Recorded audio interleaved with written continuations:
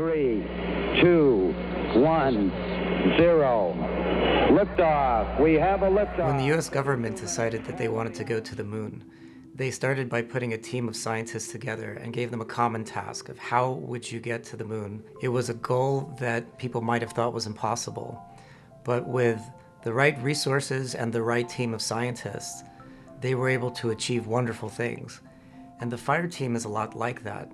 The Fast Fire team is a group of scientists from diverse research backgrounds that work collaboratively to find a cure for Angelman syndrome.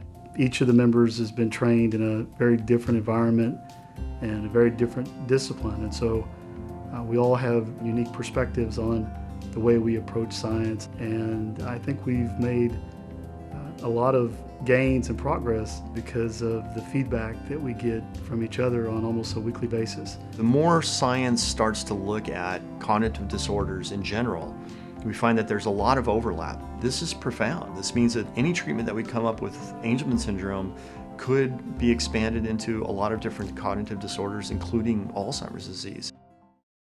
Getting the opportunity to interact with the families and the individuals is probably the most rewarding aspect of what I do.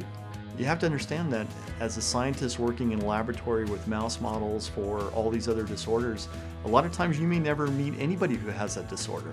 You can see what effect you would have not only on the patient, but on the family. It gives you a drive to keep going because you have a connection now to the goal that you're trying to achieve. Exciting developments and discoveries that have been made in the last 3 or 4 years are directly due to the support of the parents. So, in essence, I'm working for the parents of the children with Angelman syndrome that are supporting FAST and supporting the research that FAST scientists do. Cure used to be a 4-letter word that people didn't really want to say because they didn't want false expectations. But now it's a reality.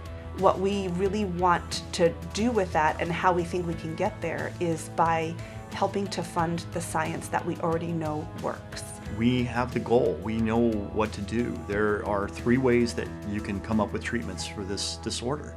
You can either turn on the paternal gene and reactivate it.